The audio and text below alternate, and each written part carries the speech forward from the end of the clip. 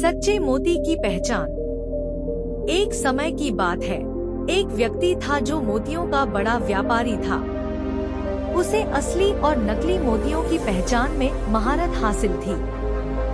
एक दिन वह अपने बेटे को सिखाने के लिए बाजार लेकर गया। उसने उसे कुछ असली और नकली मोती दिखाए और कहा, तुम्हें अपनी आंखों और ज्ञान से असली और नकली की पहचान करनी होगी।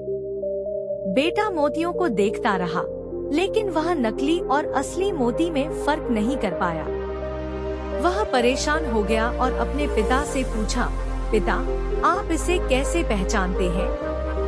पिता ने मुस्कुराते हुए कहा, बेटा, पहचानने के लिए तुम्हें सिर्फ देखना नहीं, महसूस करना भी होगा।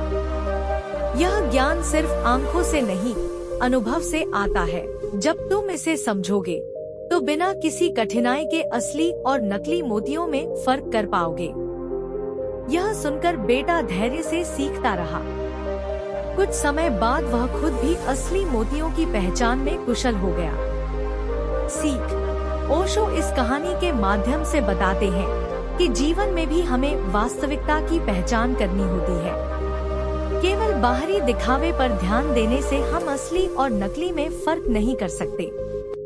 अनुभव, ध्यान और गहरे चिंतन से ही हम सत्य को समझ सकते हैं। जैसे उस व्यापारी के बेटे को मोतियों की पहचान करने में समय लगा, वैसे ही हमें भी जीवन की गहराइयों को समझने में धैर्य और समय चाहिए। इस कहानी से ओशो यह संदेश देते हैं कि सच्चे ज्ञान और सत्य को पाने के लिए हमें अपनी आंखों से परे, अपने भीतर की दृष्टि से देखना चाहिए।